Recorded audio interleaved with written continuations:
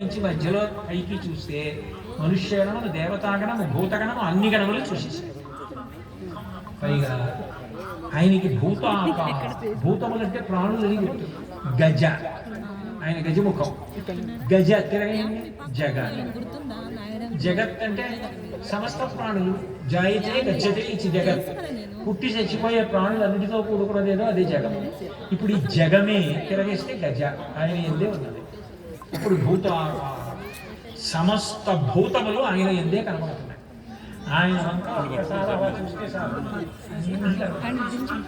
సమస్త గణముల యొక్క దర్శనమును ఇవ్వగలిగిన వాడు కాబట్టి భూతాకారం హరాది గురు గుహ కౌశిక బింబం. హర శివుడు ఆయన్ని చూసి పొంగిపోతాట, చాలా ఆనందపడిపోతాట. ఎందుకని అంటే కొడుకు అక్కడికి వచ్చాడు అంటాడు.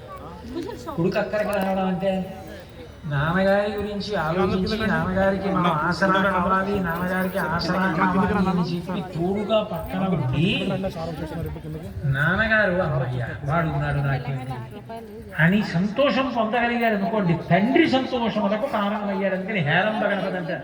ఎప్పుడు శివుడి పక్కనే కూర్చుంటాడు. తండ్రి అంటే అంత ప్రీతి. అందుకని హేరంబ గణపతి స్వరూపం అందుకు వచ్చింది. అంతేకాదు భక్తులను అనుగ్రహిస్తాడు కాబట్టి హేరంబ గణపతి. అందుకే అలా పూర్తి చేస్తున్నారు.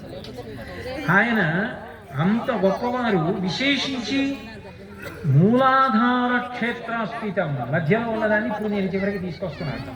మూలాధార క్షేత్రం అని దేనికి పేరంటే తిరువారూరికి పేరు. దానికి ప్రత్యేకమైన పేరు మూలాధార క్షేత్రము అని ఉన్నది తిరువారూరు ఒక్కదానికే. అందుకే మూలాధార గణపతి అన్న పేరుతో అక్కడే వెలిసి ఉన్నారు. అటువంటి తిరువారూరులో అగస్త్య మహర్షి ప్రతిష్ఠ చేసినటువంటి విఘ్నేశ్వరుడు శివుడికి ఆనందకారకుడు. శివుడికి ఎప్పుడెప్పుడు ఏ కార్యం జరగవలసి వచ్చినా దాన్ని నెరవేర్చేవాడు ఎవరు అంటే విఘ్నేశ్వరుడు నెరవేరుస్తుంటాడు. అంత గొప్పవాడు, ఇంత లోకం చేత పూజింపబడేవాడు పెద్ద కుమారుడిని పరమశివుడు ఆనందపడిపోతూ ఉంటాడట. అంతేకాదు శివ అన్నప్పుడు అందులో శివాని అమ్మవారు కూడా ఉంటుంది. అమ్మవారు రాక్షస సంహారం చేసేటప్పుడు ఎప్పుడైనా ప్రతిబద్ధంగా వచ్చిందనుకోండి విఘ్నేశ్వరుడు తీసేస్తుంటాడు. భండాసురుడితో యుద్ధానికి వెళ్ళింది. ఆ భండాసురుడు ఏం చేశాడు? ఒక విఘ్నయంత్రాన్ని దాన్ని సృష్టించి యుద్ధభూమిలో పెట్టాడు. అమ్మవారి